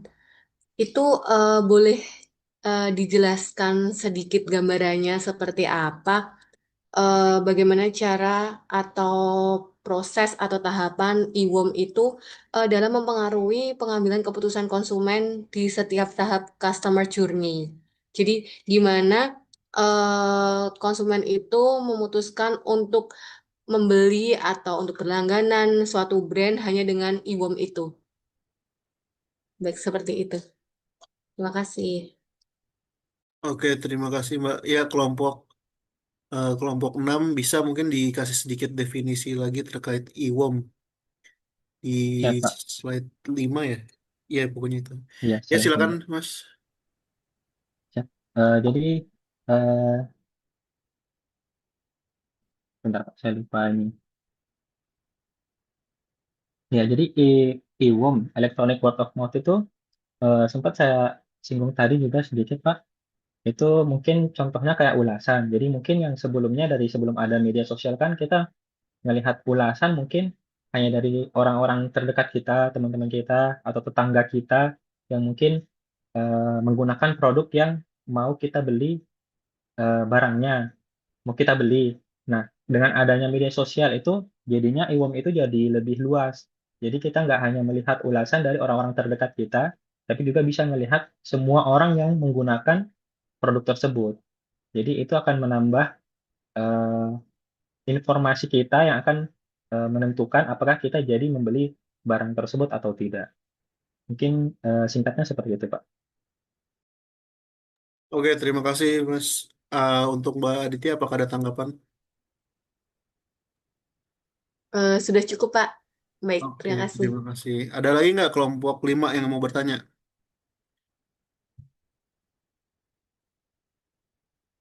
Ada lagi? Oke, nggak ada ya? Oke, mungkin saya sedikit tambahkan terkait sosial media ini ya. Jadi kalau misalkan kita kilas balik ke awal tahun 2000-an itu kan sebelum adanya Facebook Marketplace dan lain sebagainya yang terkait dengan komunitas, society, dan juga bisnis digital, itu tuh ada yang namanya forum jual beli yang ada di Kaskus, kalau pernah dengar teman-teman ya. Di situ sebenarnya menjadi salah satu pelopor bisnis digital dengan menggabungkan komunitas dan juga society gitu, di mana di situ juga interaktivitasnya sangat tinggi gitu ya. Kita bisa berkomunikasi satu sama lain secara digital. Nah, itu yang pertama. Nah, yang kedua, Bagi brand yang ingin menggunakan sosial media, itu unsur yang paling pentingnya itu adalah yang kemarin sempat kita bahas ya, yang terkait sostak itu. Jadi sebelum memulai bisnis, memang kita perlu tahu target kita siapa, tujuan kita tuh apa dalam membangun brand gitu. Jangan sampai kita membuat brand tapi kita belum begitu memahami target pasar kita gitu. Jadi dampak negatifnya misalnya kita mengambil salah satu influencer untuk promote produk kita gitu. Nah, di situ juga kita harus mencari tahu dulu nih si influencer ini siapa gitu. Apakah relevan dengan target pasar kita gitu ya. Jadi nggak mungkin kan kayak misalkan target pasar kita adalah anak-anak muda gitu. Tapi influencernya, let's say atau artis gitu, bisa kita bilang misalkan Cos Plus gitu, yang mana bau bapak, band bau bapak gitu, itu kan nggak nyambung gitu ya. Nah, ditambah lagi untuk saat ini juga ada penerapan cancel culture yang perlu dipahami oleh brand-brand itu, kayak misalkan yang sudah saya singgung beberapa minggu lalu gitu. Yang misalkan Aziza gitu ya di brand Erspo itu kan dampaknya sangat berdampak buruk kepada brand Erspo itu sendiri karena memang si Aziza ini dianggap sebagai influencer yang problematik gitu. Dan netizen juga, khususnya Indonesia, mereka sangat kolektif dalam hal hujat menghujat. Itu yang kita mungkin tahu gitu ya. Dampaknya lagi itu adalah penggunaan Google Review. Di situ banyak kasus toko-toko yang punya apa namanya Google Review gitu ya, dikasih bintang satu misalnya. Dan itu banyak ya, bisa ratusan atau ribuan kalau misalkan si toko tersebut atau brand tersebut ada sebuah kasus atau blunder gitu. Nah, ini begitu pentingnya dinamika yang terjadi di bisnis digital, kurang lebih seperti itu. Oke, terima kasih untuk kelompok 5 dan juga kelompok 6 yang sudah sangat luar biasa presentasinya hari ini. Mari kita bersama-sama apresiasi untuk kedua kelompok hari ini. Mari tepuk tangan teman-teman. Oke. Ya, terima kasih banyak untuk kelompok 5 dan kelompok 6. Mungkin saya sedikit memberikan info tambahan ya. Ini kan banyak yang belum eh, tahu tadi info yang saya bagikan di awal Vicon. Yang pertama itu untuk UTS, saya sudah nilai bukan beberapa ya, tapi hampir semuanya sudah saya nilai. Kalau misalkan ada yang mau komplain soal nilai, bisa japri saya. Terus bagi yang belum mengumpulkan, itu masih ditunggu sampai hari Minggu jam 12 malam ya. Nah itu, terus kemudian untuk presensi itu di sesi 14 dan 15 akan ada perbaikan presensi. Jadi teman-teman yang mau perbaikan presensi, bisa japri saya, nanti saya infokan lagi di sesi 14 dan juga 15 gitu. Nah, kemudian di sini ada nggak kelompok selanjutnya itu kelompok 7 ya, kelompok 7 dan 8. Ada nggak? Ada nggak anggota atau ketuanya di kelompok 7 dan 8? Nggak ada ya? Izin saya kelompok 8, Pak. Oke, kelompok 8 kan di jadwal itu kan sebenarnya minggu depan ya Mbak ya, Iya, tanggal tanggal 26. 26 kalau Nah, tidak salah, Pak. saya mau tanya nih, untuk kelompok 8 itu ada yang berhalangan nggak? Karena kan hari Natal ya, masih euforia Natal. Nah, itu ada yang masih merayakan nggak kira-kira?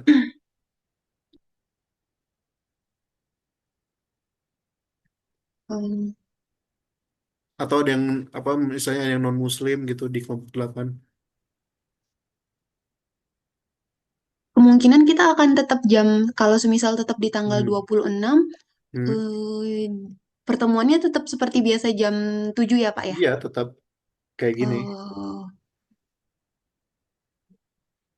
sejauh ini aman sih, Pak, tapi mungkin kalau nanti Hmm. kita diskusi dulu sama teman-teman di Iya. kelompok, Pak. Mungkin nanti Hmm. saya semisal ada kendala, kita Hmm. izin chat Bapak ya, Pak ya? Iya, kalau nggak nanti Senin saya follow up lagi deh di grup gitu Ya, ya. oke, Pak. Baik, Pak. Oke, terima kasih Mbak. Makasih, Pak. Kelompok 7 ada nggak di sini? Izin Pak, ada Pak. Iya Mbak, untuk tanggal 26 kira-kira ada yang berhalangan hadir nggak?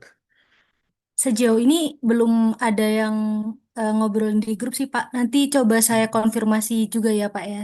Iya, Barangkali ada yang non-muslim. iya, jadi tolong koordinasi lagi ya untuk kelompok 7 dan juga 8.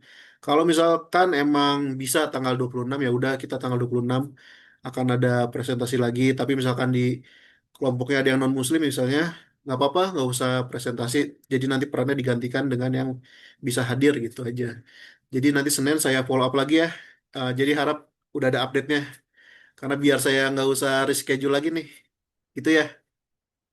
Baik, siapa Adit? Oke, Terima terima kasih, kasih. Pak. Iya, siap. Ada lagi yang mau bertanya, teman-teman? Nggak ada ya. Udah malam juga ya, udah capek dan ngantuk. Ya, oke, kalau begitu ini rekamannya nanti saya akan bagikan di LMS dan perlu diingat bagi yang sudah melakukan presentasi artinya sudah menyelesaikan UAS gitu ya. Jadi nanti UASnya tinggal diupload PPT dan juga video rekamannya gitu. Dan jangan lupa dilampirkan juga pertanyaan-pertanyaan tadi yang udah ditanyakan oleh teman-teman. Kalau misalkan lupa pertanyaan kelompok ini apa, bisa konfirmasi ke kelompok yang bertanya gitu ya. Oke, cukup jelas teman-teman. Oke, kalau Jelas, nggak ada, Pak. siap. Kalau nggak ada yang mau bertanya lagi, saya akhiri VidCon malam ini. Terima kasih banyak untuk kelompok 5 dan 6 yang sudah presentasi dan juga teman-teman lainnya yang sudah bergabung. Saya akhiri VidCon malam ini. Selamat malam dan selamat beristirahat. Selamat malam, Pak. Terima Terima kasih, kasih, Pak. Pak. Terima Oke, kasih, Terima Pak. kasih. oke.